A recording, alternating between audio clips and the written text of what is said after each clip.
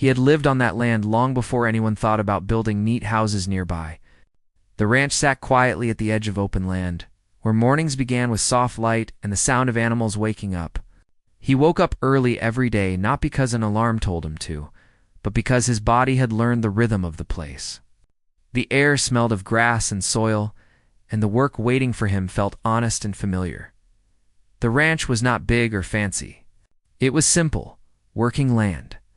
There were a few animals, old wooden fences, and a small house that had been repaired many times over the years.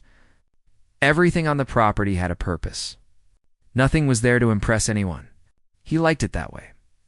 Life had already taught him that quiet did not mean weak, simple did not mean careless. For years the land around him had been empty, just open space and dirt roads. But that slowly changed.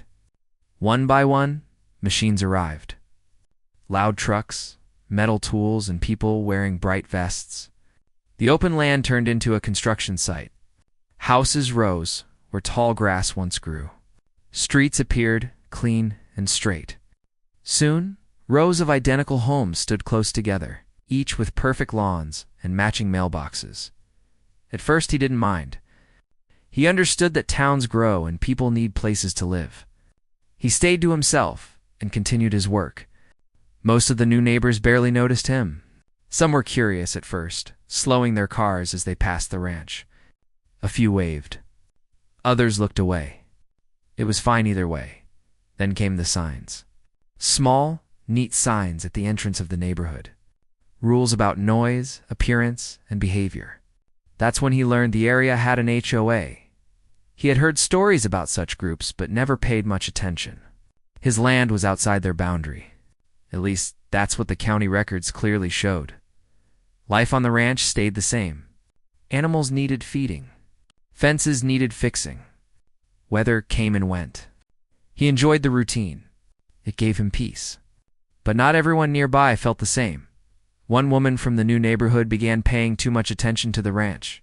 She often stood near the edge of her street, arms crossed, watching the property. Her eyes followed every movement. At first, he thought nothing of it. Some people were just curious. But her looks did not feel curious. They felt sharp. She did not wave back when he nodded politely. Instead, she frowned. Sometimes she pulled out her phone and pointed it toward the ranch as if recording or taking pictures. He noticed but chose to ignore it. He had learned that responding to small behavior often made things worse. Soon, whispers began. One neighbor mentioned that someone was complaining about smells. Another said there were talks about noise. None of it made sense. The ranch had been there long before the houses. Animals made sounds. That was normal. Anyone who moved next to open land should have expected that. Still, the feeling in the air changed. He could sense it. The peaceful mornings now carried a hint of tension. He remained calm and focused on his work. But something told him this was only the beginning. One afternoon, he found a letter placed at the edge of his property. It was neatly folded, official-looking. The paper talked about community concerns and asked him to consider changes for the comfort of nearby residents.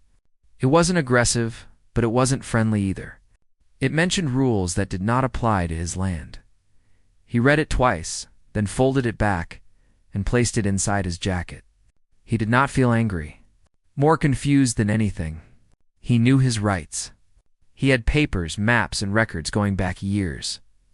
Still, he understood that not everyone respected facts when they believed they were in control. Days passed, and more letters came. Each one sounded firmer than the last. The same woman was often nearby when deliveries arrived or when he worked close to the fence line. She spoke to other neighbors in small groups, pointing toward the ranch. Her tone was always serious, as if she were warning them about something dangerous. He tried to keep his distance. He believed in handling problems calmly, not through shouting or threats. He told himself that reason would win, that people would realize the ranch was not a problem. But deep down, he felt something coming, the kind of trouble that starts small and grows when ignored. The land remained quiet, but the peace around it was thinning. And the woman watching from the sidewalk looked more determined with each passing day. Part 1 ends with the ranch still standing. calm and unchanged, while unseen plans began forming just beyond its fences. The change did not happen all at once. It came slowly, like a shadow stretching longer each day. At first, it was just more looks, more quiet watching from a distance. Then it turned into small actions that were impossible to ignore. One morning, he noticed someone had tied a small note to the fence facing the new houses. The paper was clean and printed, not handwritten. It talked about community standards and respect for neighbors. It suggested that keeping animals so close to homes was unfair. The words were polite, but the meaning underneath was clear. Someone wanted him gone, or at least changed. He removed the note and went on with his day. He had learned over the years that reacting too fast only gave power to people who wanted attention. Still, as he worked, his mind stayed busy. He kept asking himself how things could shift so quickly when nothing about the ranch had changed. Over the next week, more neighbors began to appear near the fence. They did not come onto the property, but they stood close enough to make their presence known. Some whispered to each other. Others took pictures. A few shook their heads as if disappointed. He did not recognize most of them. They were strangers who now felt entitled to judge a place they barely understood. Then the official letters began arriving more often. These were not just suggestions anymore. They used stronger language. Words like violation, disturbance, and action appeared on the page. The letters claimed the ranch created problems for the community. They listed complaints about noise early in the morning, smells in the air, animals being visible from the street. He sat at his small kitchen table and read every letter carefully. He noticed something important. None of them came from the county. None of them came from a court. They all came from the HOA, an organization that had no authority over his land. That fact gave him some comfort, but it also worried him. People who overstep their power rarely stop on their own. One afternoon, while repairing a fence, he heard someone calling out. The same woman stood a few feet away, just outside the property line. Her arms were crossed, her posture stiff. She did not greet him. She went straight to the point. She said the ranch was lowering property values. She said families felt uncomfortable living next to animals. She said change was coming whether he liked it or not. Her voice was calm, but there was something sharp underneath, like a threat hidden inside polite words. He listened without interrupting. When she finished, he calmly told her that the ranch was legal, properly zoned, and older than the neighborhood itself. He said he had no intention of changing how he lived. He did not raise his voice. He did not insult her. That seemed to frustrate her more than any argument could have. She warned him that the HOA would not stop. She said they had rules, lawyers, and influence. Then she turned and walked away, already convinced she had the upper hand. That night, he pulled out old documents from a locked drawer. Maps, permits, records, and letters from the county going back many years. He laid them out on the table and checked every detail. Everything was in order. The ranch was protected. He felt steady again, but he also understood something important. Knowing the truth did not always stop people from causing trouble. The next few days brought more pressure. A delivery truck was delayed because someone had complained about access to the road. An animal inspector drove by slowly but did not stop. A few neighbors stared openly now, no longer hiding their disapproval. He started keeping a small notebook in his pocket. He wrote down dates, times, and details. Who said what? When letters arrived?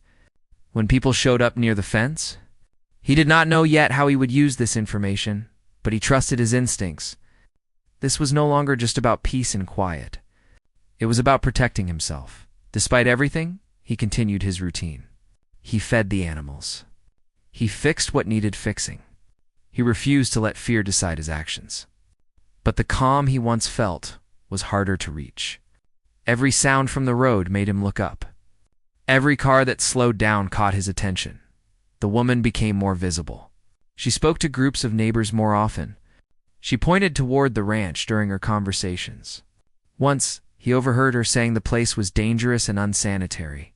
The words stung not because they were true, but because they were spoken so confidently. Soon, another letter arrived. this one different from the rest. It mentioned possible involvement from authorities if the situation did not improve. It did not say which authorities or why. It was vague, but that made it more unsettling. The message was clear. They were done asking. He placed the letter with the others and took a long breath. He knew what was coming next. When people stop using words and start using power, things can get ugly fast. But he also knew he was not doing anything wrong. As the sun set that evening, the ranch looked the same as it always had, quiet, steady, and strong. But beyond the fence, frustration and control were building. And somewhere in the neighborhood, a decision was being made that would change everything. Part 2 ends with tension fully formed, the pressure rising, and the sense that the next move would not be small or harmless. The call came on a quiet morning, the kind that usually passed without trouble. The sun had just risen enough to warm the ground, and the animals were calm. He was finishing a small repair near the barn when he noticed a car slowed down on the road. Then another. Both stopped near the entrance. 2 officers stepped out. Their movements were careful, not rushed. One of them looked around, taking in the land, the fences, the animals, and the house. The other adjusted a notepad in his hand. Neither looked angry. Still, the sight made his chest tighten. He walked toward them slowly, wiping his hands on his jeans. He kept his voice steady when he asked how he could help. The officer with the notepad explained they had received a call about possible illegal activity. The details were vague. Something about unsafe conditions, loud disturbances, and concerns for public safety. He listened without interrupting. He had expected this moment, though he hoped it would not come so soon. He told them they were welcome to look around, and that everything on the ranch was legal. He did not act defensive. He knew how important calm could be. As they walked the property, he answered questions honestly. He showed them where animals were kept, where supplies were stored, and how everything was maintained. The officers nodded, taking notes, asking simple follow-up questions. It felt less like an investigation and more like a confirmation. Across the road, the woman stood watching. She did not hide it. She leaned against her car, arms crossed, eyes fixed on the ranch. From time to time, she checked her phone, then looked back up, as if waiting for something specific to happen. The officers asked about zoning. He went inside and returned with a folder he had prepared long ago. Inside were permits, maps, and letters from the county. He handed them over without a word. One officer flipped through the pages slowly. The other leaned in to read. Their expressions changed slightly. Not surprise, but understanding. They asked how long the ranch had been there. He told them the truth. Decades. Long before the houses, the sidewalks, and the signs. Long before the HOA existed, one officer stepped aside to make a call. The other stayed with him, making small talk about the weather and the animals. The tension eased just a little. He noticed his shoulders drop for the first time since the cars arrived. When the call ended, the officer returned with a nod. He thanked him for his cooperation and explained that everything appeared to be in order. There was no violation, no issue, no action required. The words felt heavy and light at the same time. Heavy because of what could have gone wrong. Light because the truth had held. Before leaving, one officer asked a final question. Had there been ongoing issues with the same person or group making complaints? He paused, then answered honestly. Yes. He mentioned the letters, the notes, the watching, the warnings. He did not exaggerate. He did not accuse. He simply shared facts. The officer wrote a few more notes.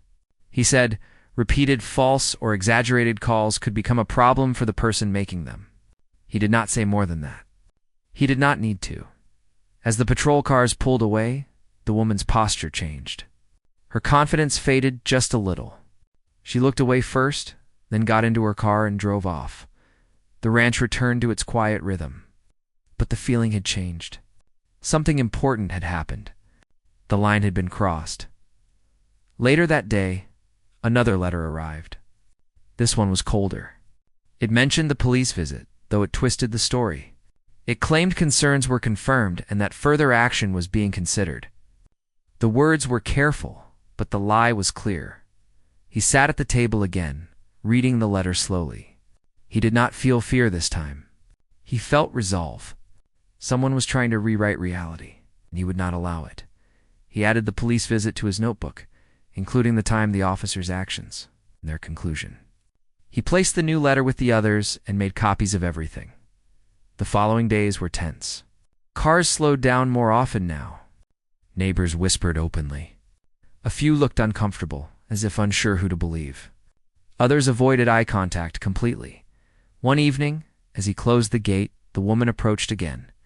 This time her tone was sharper. She said the police visit was only the beginning. She said the HOA would make sure the ranch did not last. He looked at her calmly and said nothing for a moment. Then he told her she should stop. He told her the ranch was legal and protected. He told her he was documenting everything. His voice was steady, not threatening, just firm. She laughed, but it sounded forced. She said he was wasting his time. Then she walked away. That night he made a decision. He contacted a lawyer the next morning. Not to fight, but to prepare. He sent copies of the letters, notes, and documents. He explained the situation simply. The lawyer listened and then said something that stayed with him. When people who have no power pretend they do, they often reveal themselves. The ranch remained as it always had, but the calm now carried strength. He was no longer just waiting. He was ready. Part 3 ends with truth standing firm. False accusations exposed to the right eyes. And a conflict that has moved beyond whispers into open confrontation. The days after the police visit felt heavier. He no longer wondered if trouble was coming. It was already here, standing in the open. What surprised him was how quickly the pressure turned careless. Another letter arrived, thicker than the others. It listed fines, deadlines, and demands. It claimed authority over land it did not own. It warned of penalties that had no legal base. The tone was firm, almost proud, as if the sender believed strength came from bold words alone. He read it slowly and smiled for the first time in weeks. The letter crossed a line. It did not just suggest or complain. It ordered. And that mistake mattered. He forwarded the letter to the lawyer, along with copies of everything else. The response came sooner than expected.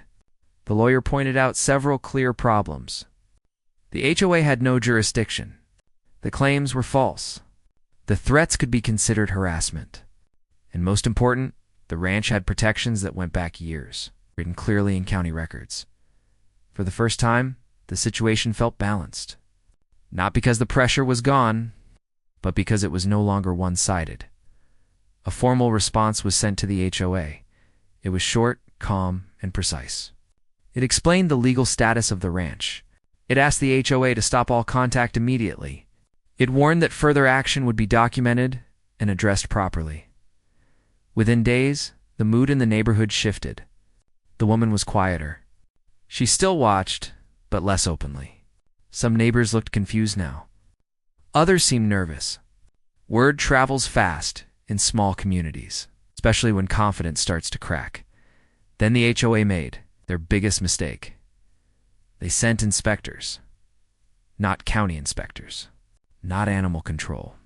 Just private representatives wearing badges that meant nothing outside their own group. They walked toward the gate as if they belonged there. One tried to open it. He stepped forward and asked them to leave. He told them clearly and calmly that they were trespassing. One of them argued. He did not argue back. He called the sheriff's office and waited. When deputies arrived, the situation ended quickly. The inspectors were told they had no right to be there. Statements were taken. Names were written down. The word trespassing was used more than once. The woman arrived soon after, visibly upset. She tried to explain. She tried to take control of the conversation. But the deputies listened to facts, not emotions. She was told to step back. That moment spread through the neighborhood faster than any letter ever had.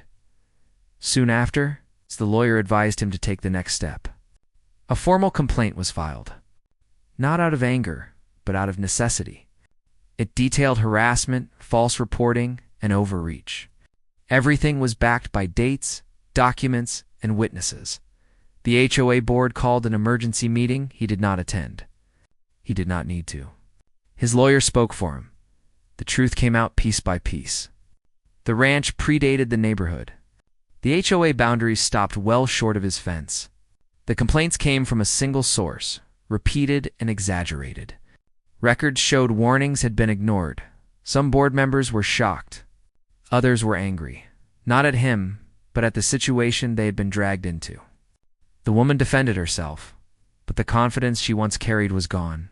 Her words felt smaller now, less certain. A few neighbors spoke up. They admitted they had been told things that were not true. They said they were led to believe the ranch was unsafe. That admission changed everything. The HOA faced consequences, legal costs, policy reviews, warnings from the county about misuse of authority. The pressure that once pushed toward the ranch now turned inward. He noticed the change even from a distance. The letters stopped. The watching slowed. People who once avoided eye contact now nodded politely. Some even waved. One afternoon, a neighbor approached the fence. Not to complain, to apologize. They said they should have asked questions instead of assuming. He accepted it quietly. That mattered more than any letter. The woman kept her distance now. Her voice no longer carried across the street. The power she believed she had slipped away, replaced by silence. The ranch felt calm again, but stronger. Not untouched, but proven. He continued his routine with a steadier heart. He knew now that standing still did not mean standing weak. The conflict was not fully over, but its shape had changed. It was no longer about forcing him out. It was about repairing damage done by pride and control. As the sun set one evening, the land looked the same as always. Honest, grounded. Still there? Part 4 ends with authority questioned, truth documented, and the balance of power finally shifting where it belonged. The final changes did not arrive with noise or drama. They came quietly, the way real endings often do.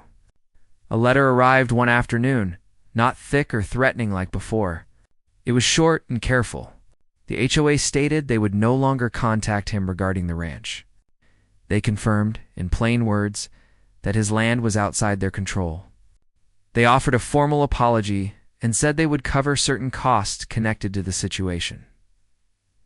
He read the letter once. Then again, he felt no rush of victory, no urge to celebrate. What he felt was relief, a steady, deep relief that settled in his chest and stayed there. The tension that had followed him for months finally loosened its grip. A few days later, his lawyer called to confirm everything was closed. No more complaints. No more visits. No more pressure. The county had reviewed the situation and reminded the HOA of its limits. New rules were put in place to prevent similar issues in the future. Abuse of authority had been addressed, quietly but firmly. Life on the ranch returned to its natural pace. Mornings were early again, but no longer heavy. He worked with clearer focus, enjoying small details he had missed while under stress. The sound of animals felt comforting instead of something he had to defend. The land breathed easier, and so did he. Neighbors began acting differently. Not all at once, but slowly. A wave from across the road. A short greeting while passing by. Some even stopped to talk. A few admitted they had believed stories that were not true. They said they should have asked him directly instead of trusting rumors. He listened without judgment. He understood how fear could spread when guided by confident voices. He accepted apologies without holding on to bitterness. Carrying anger would only tie him to the past. The woman who had started it all became distant. She no longer stood near the street watching the ranch. Her name disappeared from HOA notices. She lost her position and her influence. No one made a show of it. There was no public scene. Authority simply moved away from her, and that was enough. Months passed. The ranch remained exactly where it had always been. Strong, legal, and rooted. New residents came and went, but the tension did not return. The HOA kept its distance. Careful now, respectful. One evening, as the sun lowered behind the open land, he stood by the fence, and watched the light change. He thought about how close he had come to being pushed out. Not by law, but by pressure and confidence built on nothing solid. He realized something important. Many people lose not because they are wrong, but because they grow tired. Because standing firm takes energy. Because silence can be mistaken for weakness. He had nearly believed that himself at times, but the land had taught him patience. The work had taught him discipline, and the conflict had taught him the value of knowing his rights. A local paper later wrote a small piece about new guidelines for neighborhood associations. His story was not named directly, but he recognized it between the lines. He smiled and folded the paper away. He did not seek attention. He did not share his story loudly. But those who needed to know learned something from it. Power has limits. Rules have borders. And respect cannot be demanded where it is not earned. On quiet nights, he sometimes thought back to the police cars, the letters, the watching eyes. They felt distant now, like a storm remembered after clear skies return. The ranch stayed quiet, not because it was afraid, but because it had nothing to prove. Part 5 ends not with victory, but with balance restored, peace reclaimed, and a reminder that standing your ground can change everything. Time moved forward the way it always does, without asking permission. Weeks turned into months, and the memory of conflict slowly softened around the edges. But the experience did not disappear. It settled into daily life in small, quiet ways. The ranch felt different now, not changed in shape or purpose, but in feeling. The silence was deeper, not the kind filled with worry, but the kind that comes after something hard has passed. Each morning still began early. He still stepped outside before most people were awake. The air still smelled of soil and grass. The animals still waited, patient and familiar. But inside him, there was more space. He noticed details he had ignored before. How the light touched the fence at certain hours. How the sound of the road faded at dusk. How the land seemed to settle when treated with care instead of fear. These small things reminded him why he had stayed through everything. People from the neighborhood continued to adjust. New residents moved in who knew nothing about the past. To them, the ranch was just part of the landscape. Some found it charming. Others barely noticed it, and that was fine. A few neighbors who had once avoided him now spoke more openly. One asked questions about the animals. Another asked how long the ranch had been there. These conversations were calm, curious, and human. No hidden threats. No sharp edges, he answered simply. He did not retell the conflict unless asked directly. He preferred to let the present speak for itself. The HOA stayed quiet. Their letters were now limited to their own community. Their tone, from what he heard, had changed. More careful. Less demanding. People talked about meetings where rules were explained more clearly. About leaders being reminded they served the residents, not the other way around. He did not take credit for that shift, but he understood his role in it. Sometimes change does not come from loud voices. Sometimes it comes from one person refusing to move. There were moments, though, when the memory returned sharply. A car slowing near the gate. A stranger holding a phone. For a second, his body tensed. Then he reminded himself it was over. The fear faded faster each time. One afternoon, a county official stopped by. Not to inspect, just to check in. They spoke briefly about land protections and long-term planning. Before leaving, the official said something simple. Many people would have given up. He nodded, unsure how to respond. He had thought about leaving at one point. Not because he was wrong, but because the pressure had been exhausting. Now, standing on the same land, he felt grateful he had stayed. The woman who had caused the trouble rarely crossed his thoughts anymore. He heard she had moved to a different area. Some said she felt misunderstood. Others said she was angry about losing control. None of it mattered much now. Holding on to that story would only reopen old weight. What mattered was what remained. The ranch continued its quiet work. Seasons passed. Repairs were made. Fences were strengthened. Not out of fear, but care.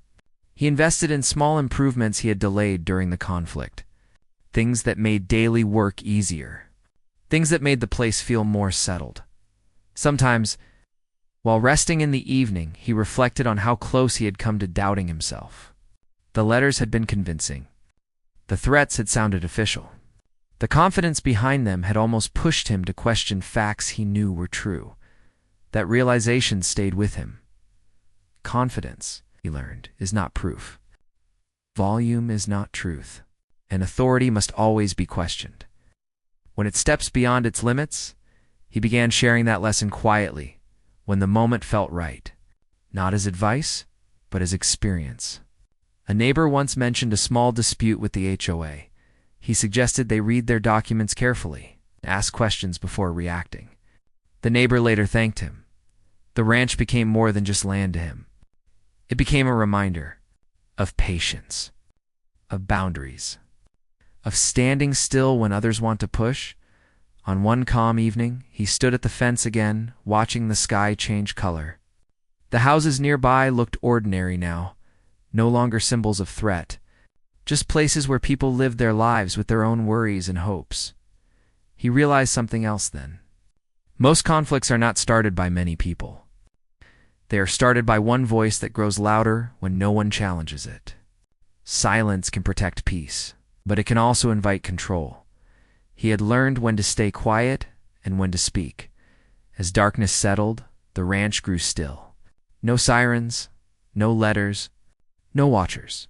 Just the steady presence of land that had endured more than words ever could.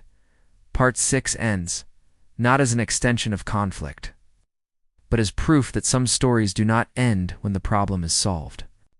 They continue in how a person lives afterward, stronger, calmer, and more aware than before. Life did not stop testing him just because one battle had ended. That was something he understood well by now. Peace returned, but it came with awareness, the kind that keeps a person alert without making them anxious. As months passed, the ranch quietly became something people talked about for different reasons. Not complaints this time. Curiosity, respect, sometimes even admiration. People from nearby areas heard about what had happened, though the details were never dramatic. Just enough to make others pause and think.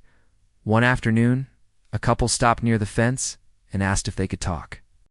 They lived in a different community and were dealing with their own HOA issues.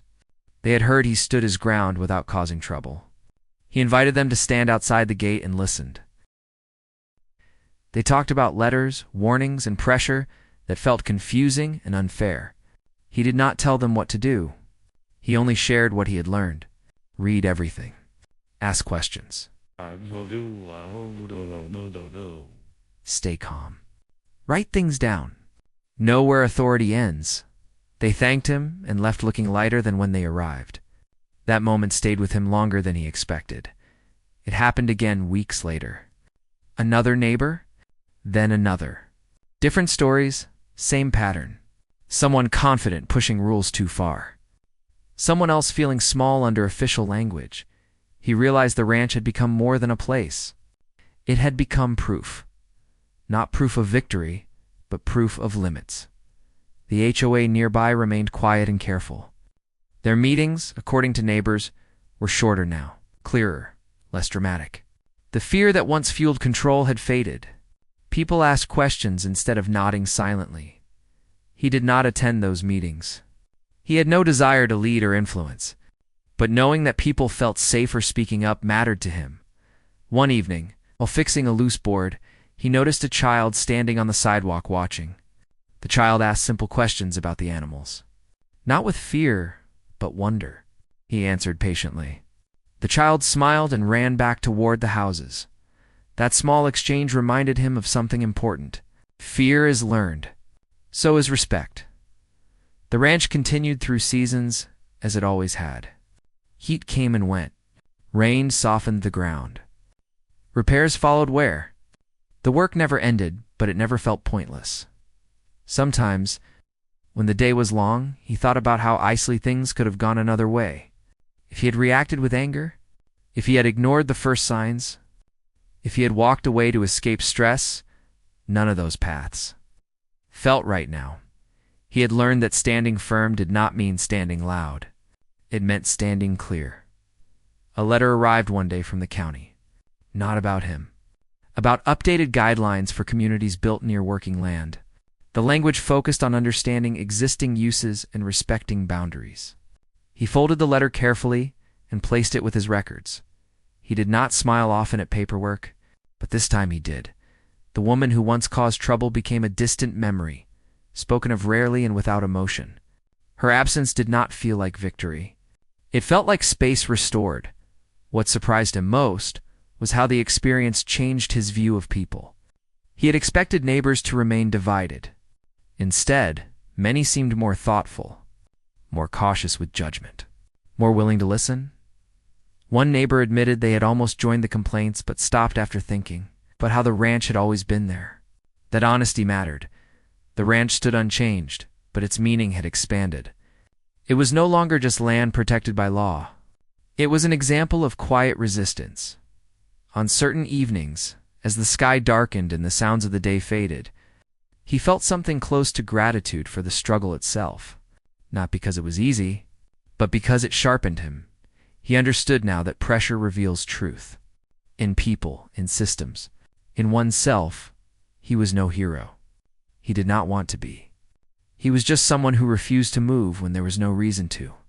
As the lights in the nearby houses turned on one by one, the ranch remained mostly dark, not hidden, just calm.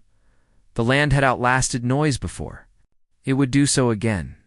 Part 7 ends with the conflict no longer at the center, but with its effects spreading quietly, not as fear, but as understanding, not as control, but as balance. By the time another year passed, the conflict felt far away. Yet its lessons kept showing up in small, unexpected ways. Life had settled into a steady rhythm again, but it was no longer the same rhythm as before. It was steadier, wiser. The ranch continued to do what it always had. It provided work, purpose, and quiet moments of reflection. But now, people saw it differently. Not as a problem, not as something out of place, but as something established and deserving of respect. A local school organized a small field visit one afternoon. Nothing formal, just a few students learning about land, animals, and responsibility. He agreed without hesitation. Watching the children listen closely, ask honest questions, and move carefully around the animals reminded him why openness mattered. They were not afraid. They were curious. And curiosity felt like the opposite of everything that had once caused trouble. After that day, a few parents stopped by to thank him. They said their children talked about the ranch at home, about how land should be treated, and how work could be quiet but meaningful. He listened and nodded, unsure what to say. He had never planned to teach anyone anything. The HOA, now more careful than ever, began working with local officials instead of acting on its own. New guidelines were shared openly. Meetings were calmer. People spoke up without fear of being dismissed. The shift was subtle but real. He noticed how often people confused rules with power. The experience had taught him that rules only mattered when backed by truth and fairness. Without those, they were just words on paper. One evening, while repairing a fence after a storm, a neighbor offered help. They worked quietly side by side, barely talking. When they finished, the neighbor said something simple. He said the ranch reminded him that not everything needed to be controlled. That stayed with him. The land itself seemed unchanged by the past. It's stronger in his eyes. He understood now that land outlives arguments. It waits. It holds. It remembers differently than people do. There were moments when he thought about how easily fear could have turned into anger, how anger could have turned into mistakes. He was glad he had chosen patience instead. People still talked sometimes about the situation from the past, but their tone had changed. It was no longer gossip. It was reflection. A reminder of what happens when assumptions replace understanding. He kept his records neatly stored, though he hoped never to need them again. Preparedness brought peace, not worry. One afternoon, a letter arrived from someone in another county. They had heard about his experience through a friend and asked for advice. He wrote back in simple words, "Stay calm, know your rights. Do not let pressure rewrite truth," He realized then that stories did not end when events stopped. They lived on through choices others made afterward. The ranch remained mostly quiet but not isolated. It was part of the community in a way it had never been before. Not forced. Not demanded. Just accepted as seasons changed again. He felt grateful for the struggle that had sharpened his awareness. It taught him to listen more closely, speak more clearly, and trust facts over fear. On a calm evening, with the sky wide and open, he stood near the fence and watched the land rest. No watchers. No letters. No tension.